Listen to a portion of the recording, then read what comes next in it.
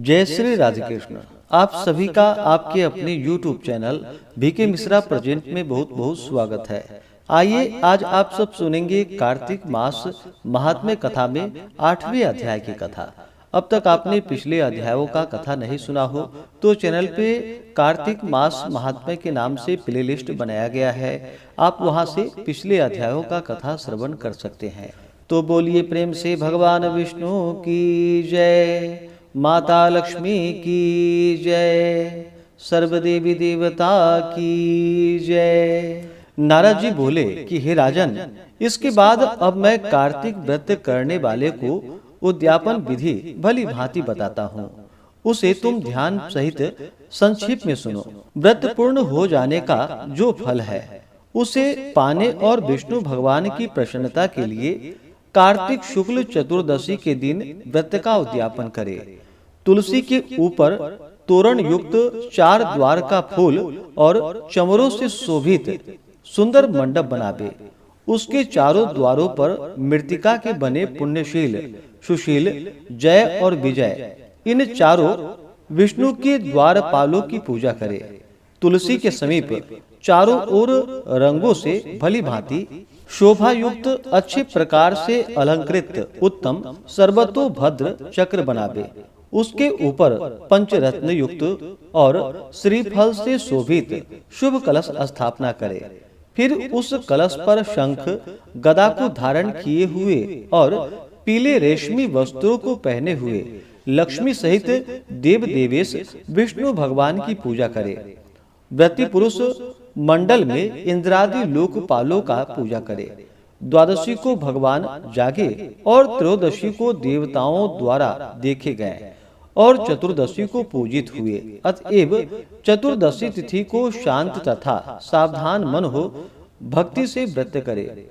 गुरु की आज्ञा लेकर देव देवेश श्री भगवान की स्वर्ण प्रतिमा बनाकर नाना प्रकार के भोजन युक्त षोडश उपचारों से पूजन करे। रात्रि में गीत वाद्य आदि मंगल गान करके जागरण करे। प्रभात होने पर मनुष्य नित्य क्रिया अर्थात स्नान, ध्यान, संध्योपासन आदि करे। तदंतर होम करे और ब्राह्मण को भोजन करा धन की शठता से वर्जित हो अर्थात लोभ का त्याग कर अपनी शक्ति के अनुसार दक्षिणा दे। हे राजन, जिसने इस प्रकार वैकुंठ चतुर्दशी का व्रत किया वह मनुष्य इस चतुर्दशी के व्रत मात्र से ही वैकुंठ को प्राप्त हो जाता है। वैकुंठ चतुर्दशी का महात्म्य सैकड़ों वर्ष में देवता और शेषनाग भी कहने में असमर्थ हैं। जो मनुष्य भगवान के जागरण में शक्ति से गान करते हैं वे सैकड़ों जन्मों के उत्पन्न पाप समूहों से मुक्त हो जाते हैं। नारायण के आंगन में जो विष्णु के निमित्त गान और नृत्य आदि करता हुआ और कौतुक को दिखाता हुआ रात्रि में जो जागरण करता है और विष्णु के चरित्रों का पाठ करता हुआ वैष्णवों को प्रसन्न करता है, उसको विष्णु भगवान सालोक की मुक्ति देते हैं। जो मुख से बाजा बजाता और स्वेच्छालाप अर्थात वृथा बकवास को त्याग देता है, इन भावों से जो प्राणी हरि का जागरण करता है, दिन दिन उसका पुण्य कोटि तीर्थ यात्रा के समान कहा गया है। पूर्णमासी को पत्नी सहित उत्तम 30 ब्राह्मणों को अथवा एक को अपनी शक्ति के अनुसार न्योता दे। क्योंकि विष्णु वर देकर मत्स्य रूप हुए थे, सो इसमें दिया हुआ और होम किया हुआ तथा जप किया हुआ अक्षय फलदायक होता है। इसी से व्रती उन ब्राह्मणों को खीर आदि अन्न का भोजन करावे और अस्तु देवा इत्यादि 2 ऋषाओं से तिल और खीर का हवन करे। देव देव जो विष्णु है उनके तथा देवताओं के प्रीत्यर्थ पृथक पृथक यानी कि अलग अलग यथाशक्ति दक्षिणा दे और उनको प्रणाम करे।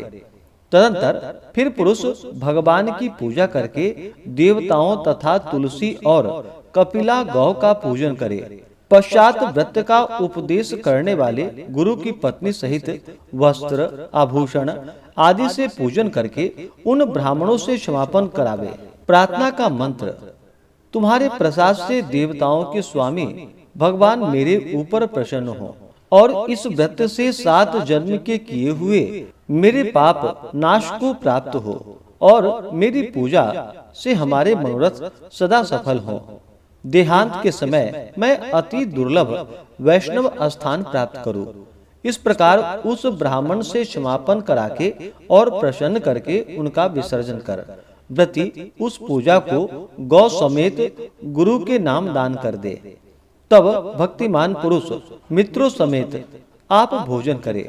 कार्तिक में अथवा माघ में इसी प्रकार विधि कही गई है। जो मनुष्य इस प्रकार कार्तिक का व्रत भली भांति करता है वह पाप रहित और सब कामनाओं से युक्त हो विष्णु के समीप प्राप्त होता है। संपूर्ण व्रत और संपूर्ण तीर्थ एवं सब प्रकार के दोनों से जो फल होता है उससे कोटि गुना फल इस व्रत के विधान से प्राप्त होता है। वे धन्य हैं और वे सदा पूज्य हैं तथा उनका जन्म सफल है जो विष्णु भक्ति में रत होकर कार्तिक मास का व्रत करते हैं।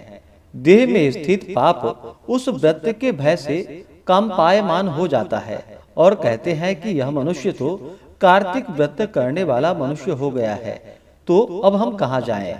इस प्रकार कार्तिक व्रत के नियमों का जो भक्ति से श्रवण करते और वैष्णवों के आगे कहते हैं वे सब पापों के नाश करने वाले फल को प्राप्त होते हैं। तो बोलिए प्रेम से भगवान विष्णु की जय, माता लक्ष्मी की जय, सर्व देवी देवता की जय। इस प्रकार से कार्तिक मास महात्म्य कथा में 8वें अध्याय की कथा पूर्ण हुई। इसके आगे की कथा जो कि आप अगले अध्याय में सुनेंगे। तो आइए अब सुनते हैं तुलसी महात्म्य की कथा। तो बोलिए प्रेम से माता तुलसी की जय। कथा के अनुसार विष्णु कांची नगरी में कनक नाम का एक संतानहीन धनाढ़ क्षत्रिय रहता था।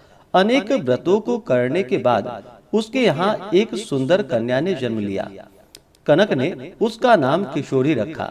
एक दिन एक ज्योतिषी ने उसकी कुंडली देखकर कनक से कहा कि इसका पानी ग्रहण करने वाला मंडप में ही वज्रपात से मर जाएगा। यह सुनकर कनक बहुत दुखी हुए और उन्होंने कन्या का विवाह ही न करने का निश्चय किया। एक दिन कनक के यहाँ शंकर नाम का एक ब्राह्मण आया। अतिथि प्रिय कनक ने शंकर का खूब सत्कार किया। सहसा शंकर की दृष्टि किशोरी पर पड़ी।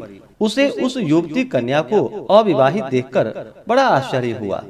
उसने उसकी सखी चंदना से जब इस विषय में पूछा तो उसे सारी बात ज्ञात हुई। कनक के आतिथ्य और किशोरी के शील स्वभाव से प्रसन्न होकर शंकर ने कनक से कहा कि मैं तुम्हारी पुत्री को भगवान विष्णु का द्वादशाक्षर मंत्र ओम नमो भगवते वासुदेवाय बताए देता हूँ। वह 3 वर्ष इसका जप करे तथा प्रातः काल उठकर तुलसी उपवन का सिंचन करे और प्रतिवर्ष कार्तिक माह में तुलसी का भगवान विष्णु से विवाह करे। इस व्रत के प्रभाव से वह विधवा नहीं होगी। किशोरी ब्राह्मण के बताए अनुसार द्वादशाक्षर मंत्र का जप और तुलसी वन का सिंचन करने लगी। प्रतिवर्ष तुलसी विवाह भी करती थी। इस प्रकार उससे 3 वर्ष बीत गए। चौथे वर्ष जब कार्तिक मास में प्रातः स्नान के लिए जा रही थी तो उसे विलेपी नामक एक क्षत्रिय कुमार ने देख लिया और उसके अनुपम सौंदर्य पर मोहित हो गया। वह उसे प्राप्त करने का प्रयास करने लगा पर किसी भी प्रकार से उसे सफलता न मिली। एक दिन उसे पता चला कि वहाँ एक मालिन नित्य किशोरी को फूल देने के लिए जाती है। यह जानकर वह उस मालिन से मिला और धन देकर उसे अपने षड्यंत्र में शामिल कर लिया। अब वह नित्य प्रति मालिन की लड़की बनकर स्त्री वेश में किशोरी को फूल देने जाने लगा। उस समय विष्णु कांची में जयसेन नाम का राजा राज्य किया करता था। उसके पुत्र का नाम मुकुंद था।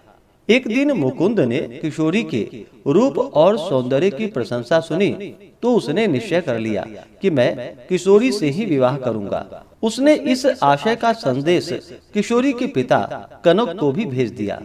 राजा के मंत्री ने आकर कनक से विवाह की सहमति प्राप्त कर कार्तिक शुक्ल द्वादशी का दिन निश्चय कर लिया। निश्चित समय पर किशोरी को लग्न मंडप में बैठाया गया। उस समय भी किशोरी भगवान विष्णु और तुलसी माता का ही ध्यान कर रही थी। आधी रात के समय विवाह के लिए मुकुंद मंडप में आया तो वहां से अन्य पुरुषों को हटा दिया गया। सिर्फ विलेपी ही स्त्री वेश में होने के कारण वहां बैठा रहा। अचानक आकाश में घनघोर गर्जना होने लगी। बहुत तेज आंधी चलने लगी। सारे दीपक बुझ गए। बिजली चमकने लगी। उसी समय विलेपी ने अवसर देखकर जैसे ही किशोरी के हाथ को स्पर्श किया, वैसे ही आकाश से वज्रपात हुआ और विलेपी काल कवलित हो गया, यानी कि मर गया। उसके मरते ही सब कुछ शांत हो गया। पुनः सब व्यवस्था हुई।